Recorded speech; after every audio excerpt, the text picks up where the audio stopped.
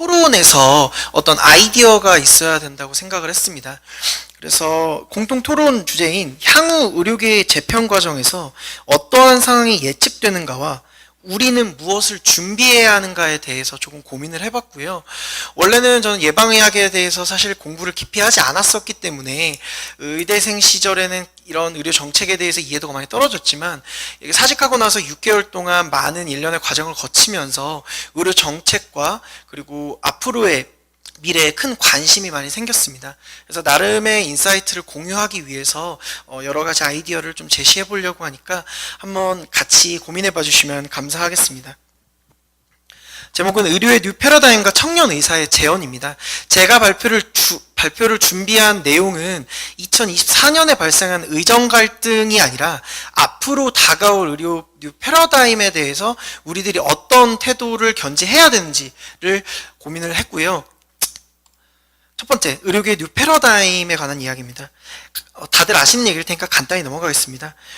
건보재정의 악화는 이미 예견되어 있고 2028년도 내외로 해서 건보재정이 고갈됩니다.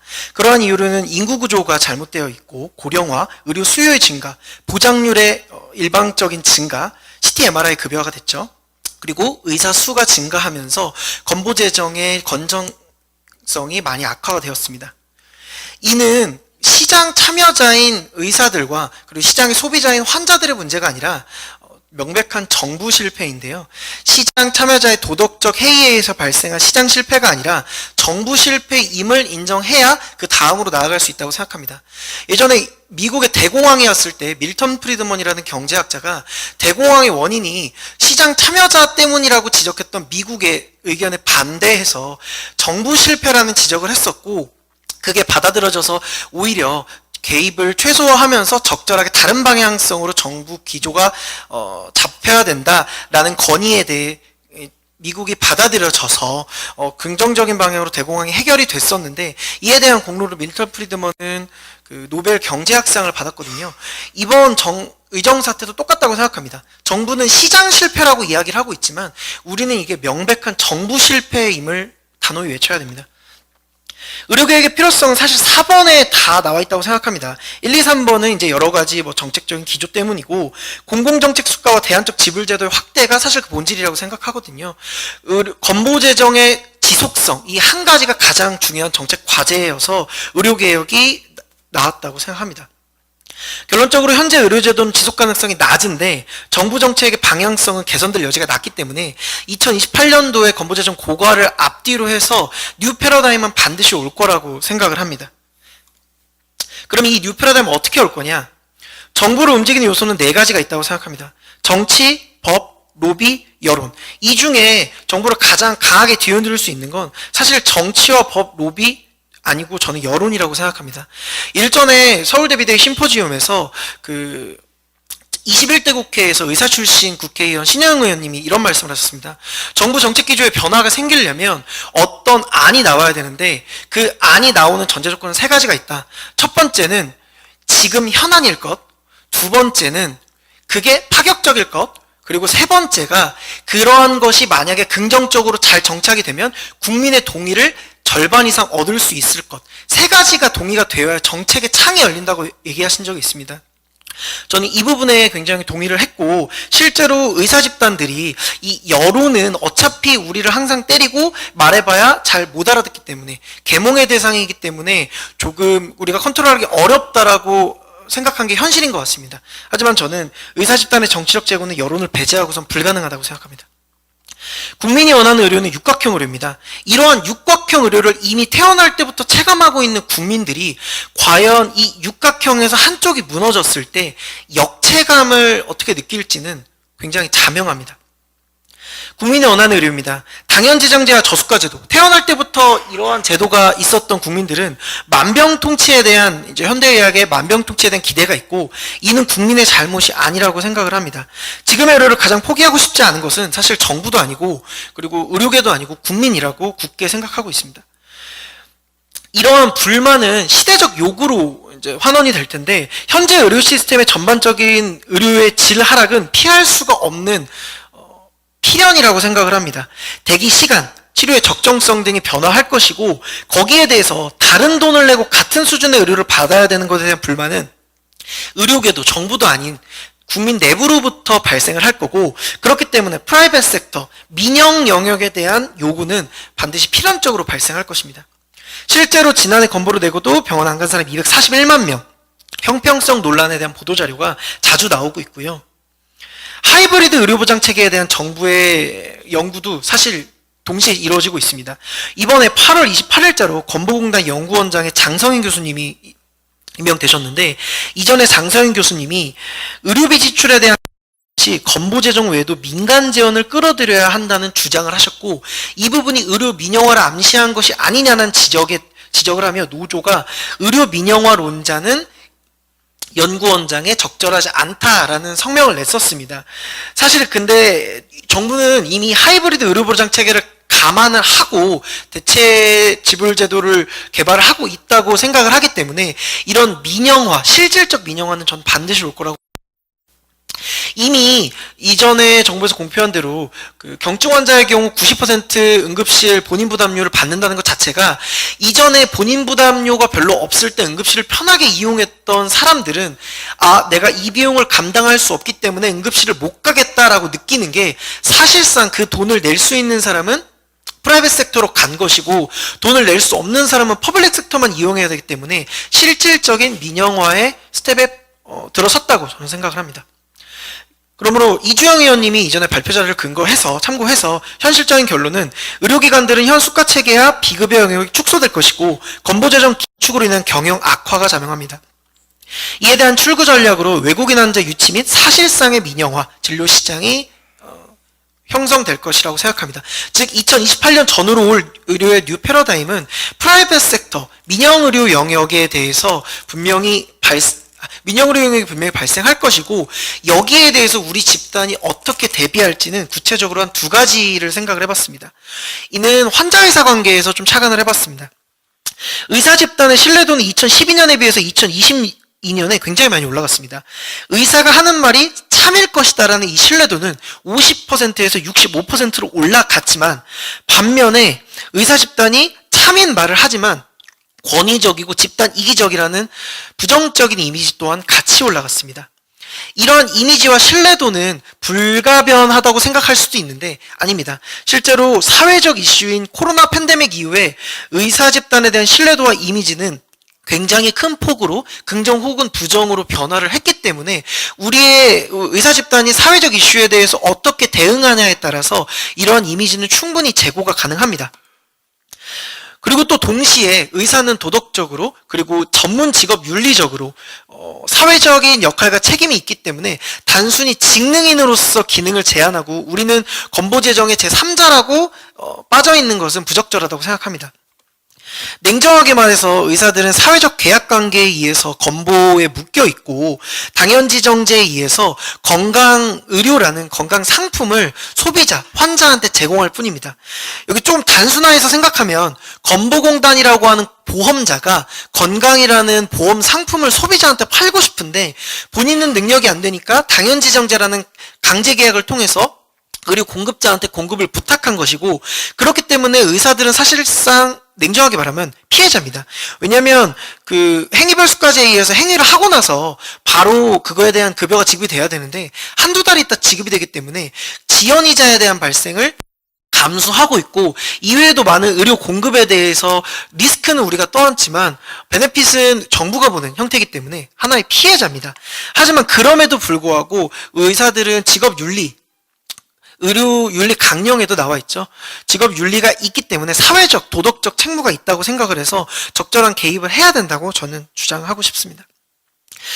하지만 여론은 처참합니다. 실제로 필수의료 패키지와 최상병 사망 사건이 동시에 이제 전개 이슈로 떠올랐을 때 최상병 사망 사건과 다르게 필수의료 패키지는 여론이 굉장히 처참했습니다. 이때 정부, 언론, 시민사회 집단, 법조인 집단, 의료 직역 집단 전부 다 의료계와 반대되는 입장들을 내놓았는데 이는 필연이 아니라 우리가 해온 업보라고 저는 생각을 합니다. 그럼 국민들은 우리를 왜 따갑게 보는가? 우리한테 필요한 건 더 날카로운 전문성과 더 냉정한 판단보다 이제는 조금 쉬운 말, 우리한테 와닿는 말이라고 생각을 합니다. 이 두 스크린샷은 왼쪽은 이제 서울대 비대위에서 했던 심포지움 라이브 스트리밍이고요. 우측은 충주시 유튜브, 유명하셔서 다들 알고 계시죠? 거기서 했던 유튜브 채널입니다. 여기 보시면 사회적 거리두기와 손 씻기를 약 10초 정도 설명했던 충주시 유튜브는 조회수가 1000만인데요. 진짜 굉장히 공부를 많이 하신 교수님들과 여러 사회학자분들이 나와서 3시간 동안 열띤 강연을 펼쳐주신 이 심포지움 강의는 조회수가 잘 안 보이시겠지만 460회입니다. 저는 이 강의를 2번 봤는데요. 굉장히 중요한 내용, 필수적으로 알고 있어야 될 내용을 굉장히 많이 알려주시지만 이게 400명만 듣는다는 건 1000만 명이 들은 손 씻기보다 사회적 파급력이 굉장히 약하다고 생각을 합니다. 저희는 이 부분에 대해 굉장히 고민을 해봐야 된다고 생각을 하고요. 방법론으로 2가지를 제시하고 싶습니다. 첫 번째는 자정작용입니다. 자정작용의 필요성은 모두가 다 알고 계실 텐데 명백한 범법에원에도 너무나 처벌 수위가 약하게 적용되고 있죠. 하지만 이는 사실 알고 보면 어쩔 수가 없는데 수사권과 징계권이 의협한테는 없습니다. 그렇기 때문에 최대가 회원 권리 정지 3년이고 이마저도 징계를 하면 그 징계를 받은 회원이 자신의 명예가 실추됐다거나 아니면 부적절한 징계라고 고소고발을 하는 경우가 흔하기 때문에 의협 입장에선 굉장히 소극적으로 대응할 수밖에 없습니다. 하지만 그럼에도 이런 제약들이 여론전을 하는데 부정적으로 작용한다는 것은 어쩔 수가 없는데요. 그렇기 때문에 의협에서는 자율징계권을 강하게 요구하고 있습니다. 이번에 36주 낙태 의사 이슈 때도 의협은 자율징계권이 있었다면 해당 의사는 즉시 면허 취소가 됐을 거고 우리가 나서서 징계했을 것이라고 얘기를 합니다. 이외에도 여러 가지 롤스로이스나 마약 사건 등 여러 가지 사회적 이슈에 대해서 의협이 목소리를 내고 있지만 조금 아쉬운 부분이 있어 이를 지적하려고 합니다. 결과론적으로 자율징계권은 우리가 반드시 가져와야 되고 이는 지금은 징계에 대한 심의를 변호사 2명과 소비자단체 대표가 같이 하는데 이는 굉장히 부적절하다고 생각을 합니다. 이는 객관성이 담보된 전문가 집단이 가져와야 될 당연한 권리이기 때문에 우리가 주장을 해야 되는데 이 주장을 하는데 주장이 잘 먹히지 않는 그 이유는 다음과 같은 예시를 통해서 이해할 수 있을 것 같습니다. 매페란 형사처벌, 17억 배상 판결, 대동맥박리 오진 의사 형사처벌 이러한 이슈들이 판사들이 이런 이슈들로부터 알 수 있는 건 판사가 의사 1명만 처벌했지만 이 판결을 보고 많은 필수 의료 의사들이 도망을 가게 됩니다. 이에 대해서 소총수가 총을 쓰면 전선이의 새는 함께 날아간다는 비유를 참 많이 하는데요.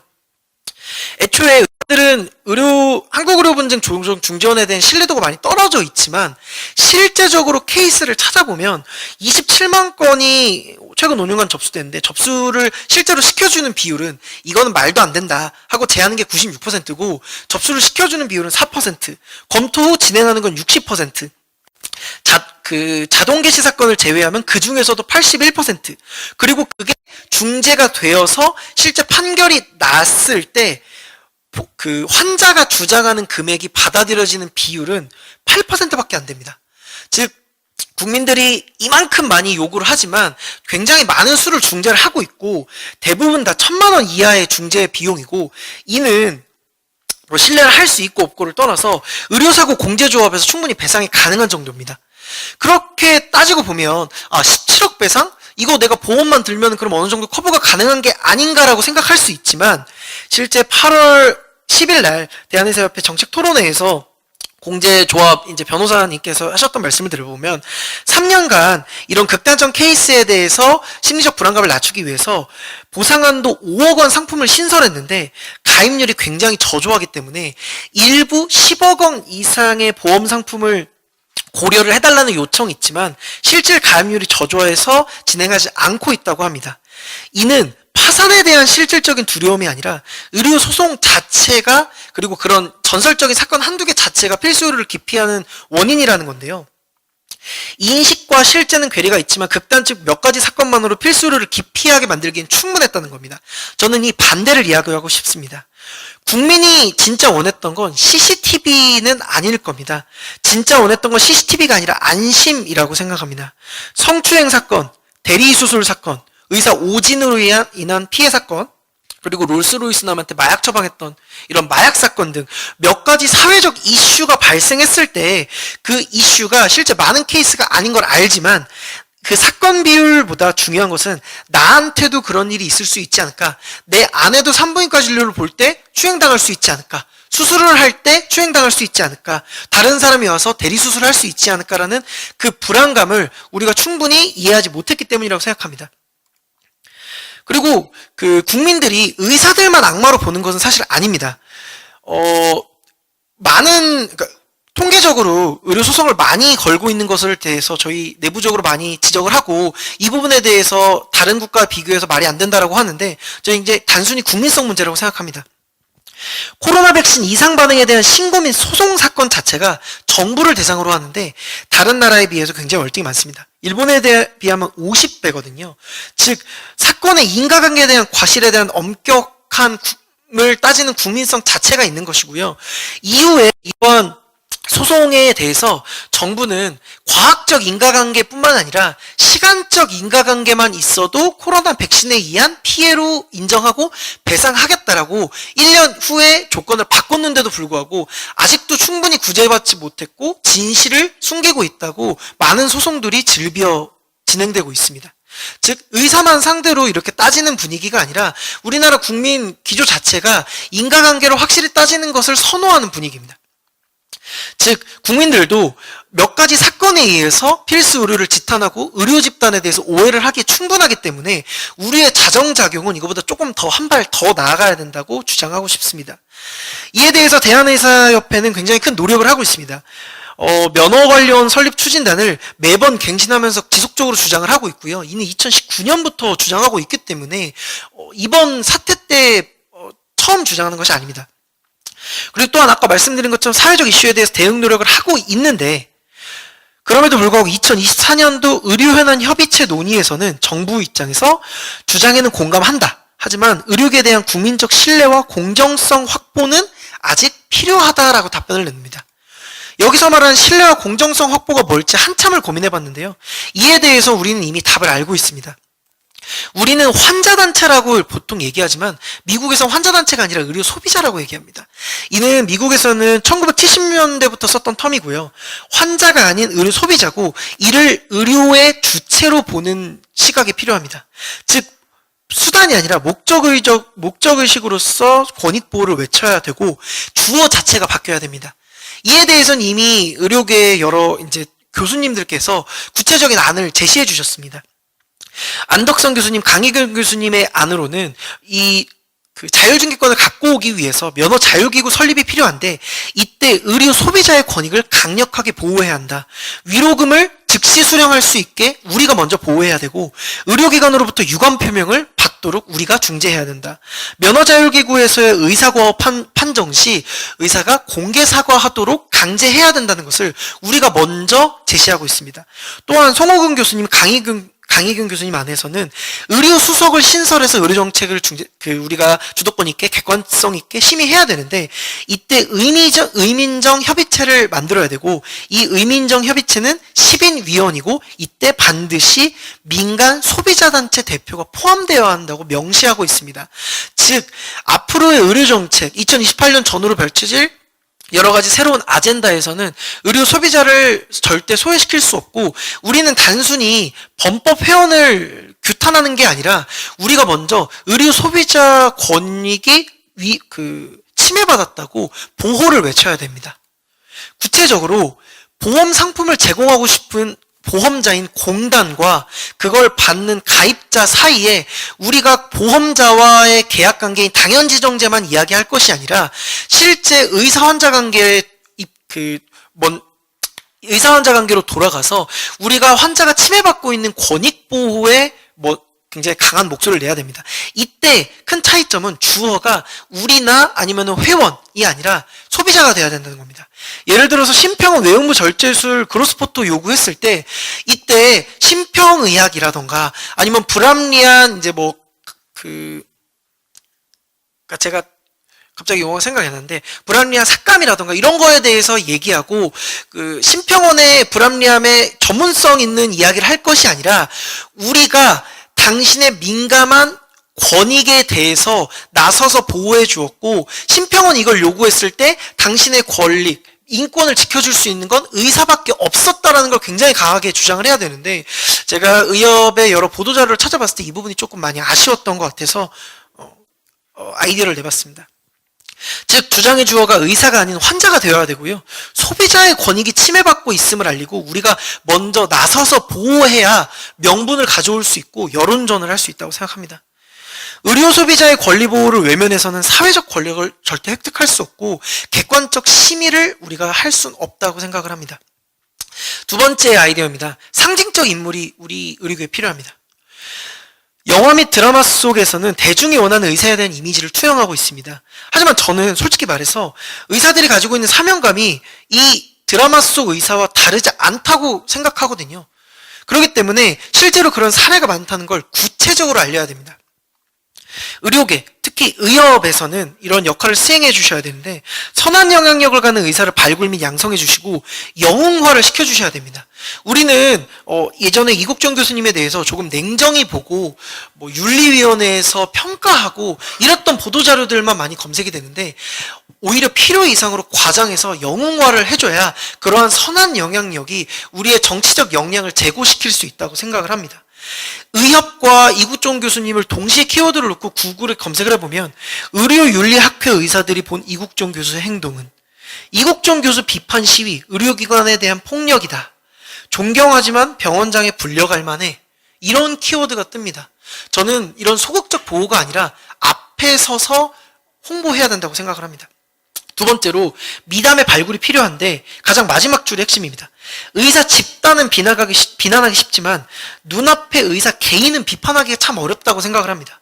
의료계가 헌신하고 있다, 덕분에 챌린지, 이런 거보다 의사 아무개가 이번에 오프를 반납하고 수술을 해서 누구 산모 누구를 살려서 아이를 살렸다, 이런 미담을 적극 홍보하고 발굴해야 된다고 합니다. 작년에 산부인과 의사 한 분이 30년 동안 의사 생활을 하는데 빚이 마이너스 7억이고 집도 팔고 이제 혼자서 병원에서 식사하면서 환자를 보고 있다, 이런 걸 30분 정도 다큐로 KBS 제작한 적이 있는데, 저는 이런 거 KBS가 아니라 의사들 내부에서, 의협에서 먼저 발굴해서 대서특필하고 미담으로 알리고 이 부분 지원해야 된다고, 홍보해야 된다고 생각합니다. 다음으로 전담 캐커 육성이 필요합니다. 이 오른쪽은 나는 국대다라고 하는 국민의힘에서 그 청년들을 대상으로 대변인 토론 배틀을 했던 건데요. 이 토론 배틀에서 우승했던 사람은 국민의힘 대변인단에 들어갔었습니다. 이처럼 연속성 있는 대중과의 소통을 하고 상징성 있는 인물을 육성을 하고 젊은 의사의 정치력을 제고하기 위해 유능한 젊은 의사를 발탁을 해서 권리를 많이 주고, 그리고 발언권을 많이 줘서 언론에 많이 드러내야 된다고 생각을 합니다. 그리고 이를 위해서 의협의 대의원의 구조의 대제적 개편이 필요하다고 생각합니다. 저는 40세 미만 의사가 절반은 돼야 된다고 생각합니다. 그래서 결론입니다. 2024년도 의정 사태를 넘어서 저희는 2028년도 전후에 올 뉴 패러다임, 실질적 민영화에 대비를 해야 된다고 말하고 싶습니다. 이때는 우리는 사직 물결이나 투쟁이 아니라 다른 방식으로 주도권을 쟁취를 하기 위해 국민 신뢰 회복이 반드시 필요하고요. 이를 위해서 사회적 이슈에 대한 충분히 자정작용을 적극적으로 드러낼 필요가 있습니다. 이때 전문성을 활용하여 의료 소비자 권익 보호를 우리가 나서야 됩니다. 정보 격차가 나는 의료에 대해서는 환자의 인권을 지켜줄 수 있는 건 의사밖에 없다라는 것을 강력하게 말해야 된다고 생각합니다. 그 두 번째로 영웅과 미담을 홍보하고 우리 정치 역량을 가진 젊은 의사를 발굴을 해야 된다고 생각합니다. 그에 대해서 지금 의협이 노력하고 있는 부분에 대해서 굉장히 긍정적으로 보고 있지만, 이 부분에 대해서 이제 젊은 의사 청년 정책 자문단 이런 걸 발족을 하고 나서 이제 청년 의사들의 의견이 조금 더 많이 받아들여지고 구체적인 안들이 좀 더 많이 나왔으면 좋겠습니다. 감사합니다.